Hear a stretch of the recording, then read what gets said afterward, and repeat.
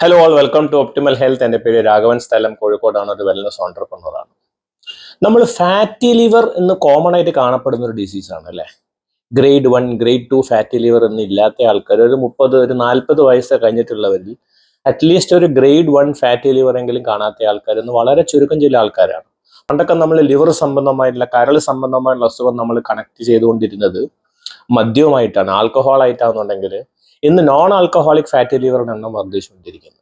പക്ഷെ പൊതുവെ വളരെ ശാന്ത സ്വഭാവിയായിട്ടുള്ള, വളരെ സൈലന്റ് ആയിട്ടുള്ള, ഒട്ടും ഉപദ്രവകാരി അല്ലാത്ത ഒരു അസുഖമായിട്ടാണ് നമ്മൾ ഫാറ്റി ലിവറിനെ നമ്മൾ കണക്കാക്കപ്പെടുന്നതെങ്കിൽ നമുക്ക് തെറ്റി.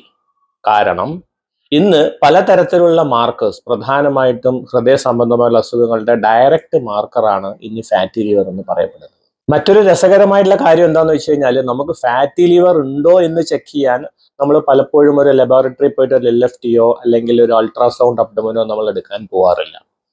ഏതെങ്കിലും ഒരു അസുഖം ഡയഗ്നൈസ് ചെയ്യുന്ന സമയത്ത് പലപ്പോഴും ഏതെങ്കിലും ഒരു അസുഖം ഉണ്ടോ നമ്മൾ ചെക്ക് ചെയ്യാൻ പോകുന്ന സമയത്ത് പോകുന്ന പോക്കിൽ നമ്മൾ കണ്ട ഒരു ഡിസീസ് മാത്രമാണ് ഇന്ന് ഫാറ്റി ലിവർ.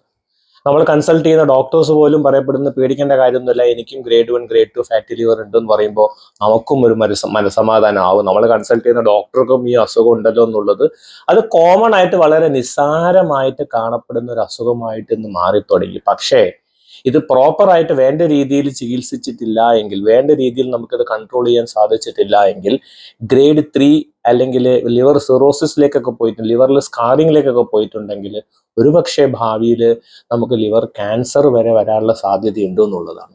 സോ നേരത്തെ തന്നെ ഡിറ്റക്ട് ചെയ്യുക, നേരത്തെ തന്നെ അതിന് വേണ്ടുന്ന പ്രിക്കോഷണറി സ്റ്റെപ്സ് എടുക്കുക എന്നുള്ളത്.